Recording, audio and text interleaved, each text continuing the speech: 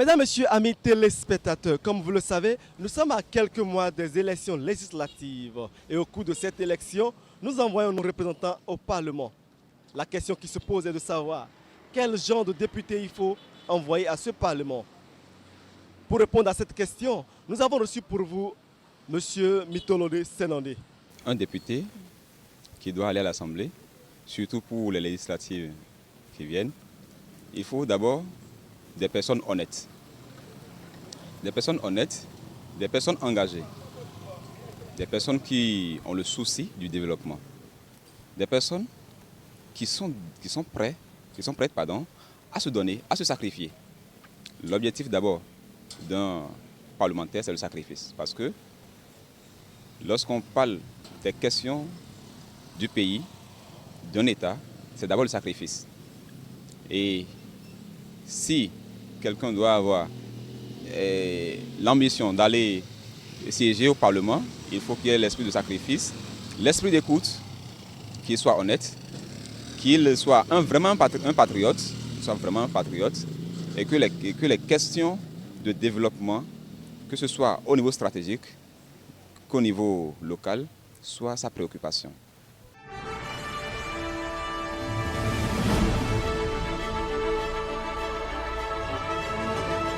Nous avons une certaine manière de faire que nous devons corriger. Et surtout la jeunesse. La jeunesse doit quand même changer une dynamique, sa façon de voir les choses.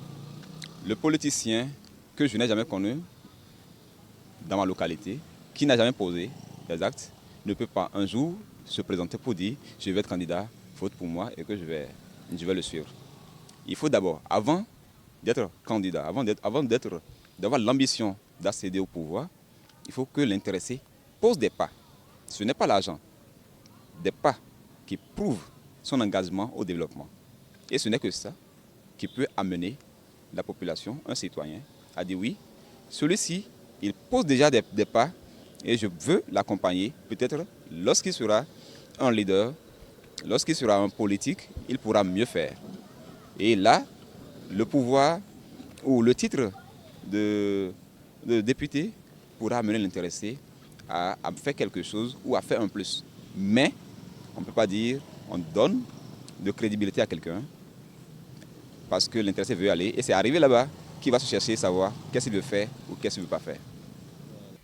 C'est une manière pour eux de jouer sur la psychologie de la population.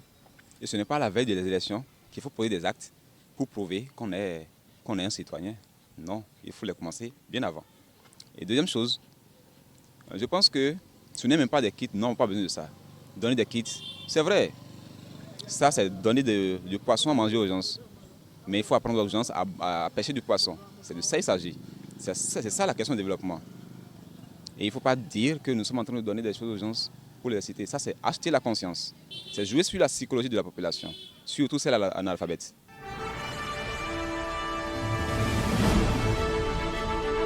Moi, je vais demander à toute la population d'être sereine et d'être eux-mêmes, de ne pas céder facilement, à avoir une conviction personnelle. Certes, je ne vais jamais demander à quelqu'un de ne pas aller voter. Il faut que chacun s'exprime. Parce que le développement du pays nous incombe à tous, mais il faut que la population ait un regard analytique pour pouvoir bien cerner tout le contour et bien analyser qui on envoie au niveau de notre constitution, qui on envoie au Parlement. Qui est capable de nous défendre? Qui est capable de défendre les intérêts du pays? Qui est capable de défendre les intérêts de notre localité? Donc c'est de ça qu'il s'agit. Donc il faut que la population quand même ait aussi le discernement.